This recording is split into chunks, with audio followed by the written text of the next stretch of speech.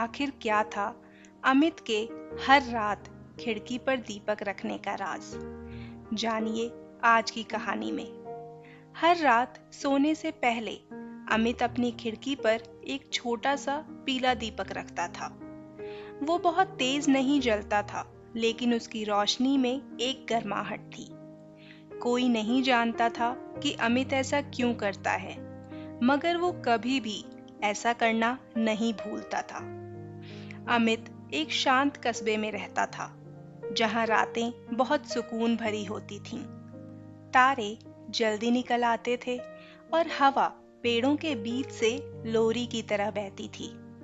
रात का खाना खाने के बाद और सोने से पहले अमित अपने कमरे की खिड़की खोलता और फिर खिड़की पर दीपक जला देता।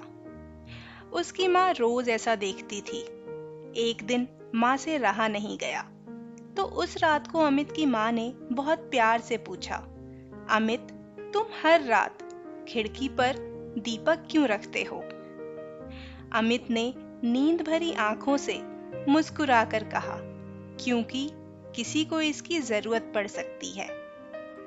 माँ को अपने बेटे की सोच और कर्म पर गर्व महसूस हुआ। उन्होंने अमित के माथे को प्यार से चूमा और कमरे की लाइट बंद करके चली गईं। अब सिर्फ खिड़की वाला दीपक जल रहा था। उसी रात गली के आखिर में अय्यर अंकल धीरे धीरे अपनी छड़ी के सहारे चल रहे थे। उनकी आंखें कमजोर थीं और अंधेरे में रास्ता साफ नहीं दिख रहा था। तभी उन्होंने एक खिड़की से आती हुई हल्की रोशनी देखी। उन्होंने मन ही मन सोचा कि लगता है मैं सही रास्ते पर हूं, और फिर राहत की सांस ली। उसी दीपक की रोशनी के सहारे वे सुरक्षित अपने घर पहुंच गए। अगली रात एक थका हुआ डिलीवरी बॉय उसी गली से गुजरा। उसका मोबाइल बंद हो चुका था और वो अकेले चलते हुए घबरा रहा था। तभी उसकी नजर एक छोटे से दीपक पर पड़ी। उसे ऐसा लगा जैसे कोई उसकी देखभाल कर रहा हो। अमित को कभी पता नहीं चला कि उसकी उस छोटी सी रोशनी ने कितने लोगों को हिम्मत और सुकून दिया। वो बस इतना जानता था कि ऐसा करने से उसके मन को सुकून मिलता है। एक बरसाती शाम में पूरे कस्बे की बिजली चली गई। चारों तरफ अंधेरा छा गया। अमित ने जल्दी से वो दीपक जलाया और खिड़की पर रख दिया।